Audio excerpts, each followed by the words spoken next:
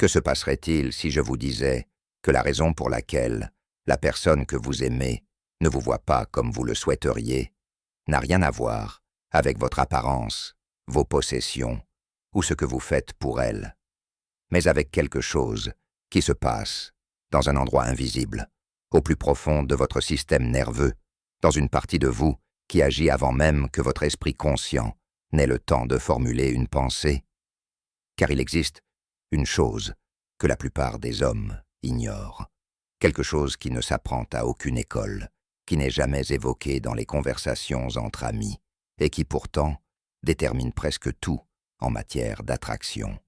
Et c'est ceci: le calme est le plus ancien langage de la force, et l'homme qui le maîtrise n'a besoin de courir après personne, car les gens sont naturellement attirés par celui ou celle qui rayonne de cette profonde sérénité, de cette stabilité, qui ne s'effondre pas sous le poids du silence, qui ne tremble pas face au rejet, qui ne réclame pas de réponse.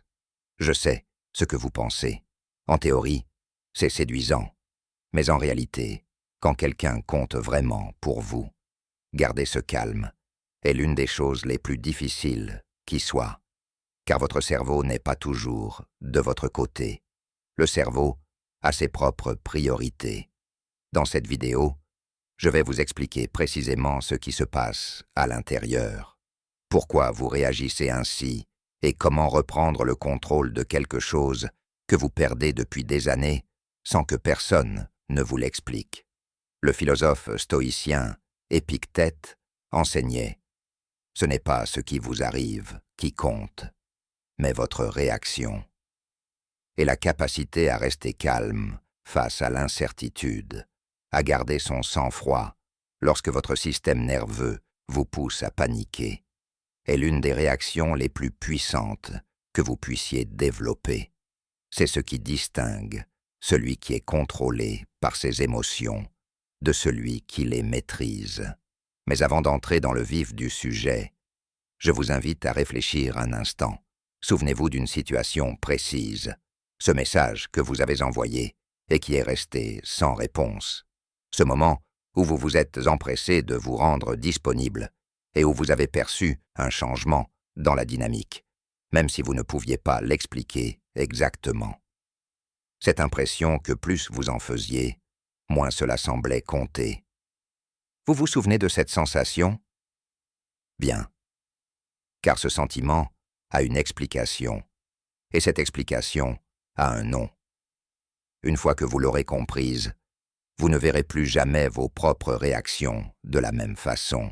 Commençons par un sujet que les neuroscientifiques étudient depuis des décennies et que la plupart des hommes ne relient jamais à leurs relations personnelles: le système nerveux autonome. Ce système contrôle votre respiration, votre rythme cardiaque, la tension de vos muscles, la vitesse de vos pensées, et ce, sans même vous demander votre avis. Ce système possède deux états dominants. L'un est l'état d'activation, d'alerte et de réaction à ce que le cerveau interprète comme une menace. L'autre est l'état de calme, de sécurité et d'ouverture.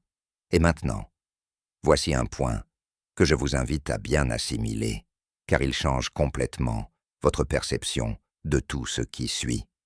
Lorsque vous attendez une réponse qui ne vient jamais, lorsque vous interprétez le silence de quelqu'un comme un signe que quelque chose ne va pas, lorsque vous ressentez cette envie irrésistible d'envoyer un autre message juste pour voir ce qui se passe, votre système nerveux est entré en état d'alerte.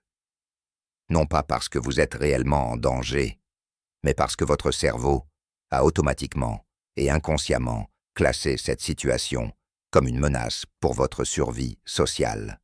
Et il ne s'agit pas d'une simple métaphore, c'est littéralement ce qui se passe au niveau neurologique.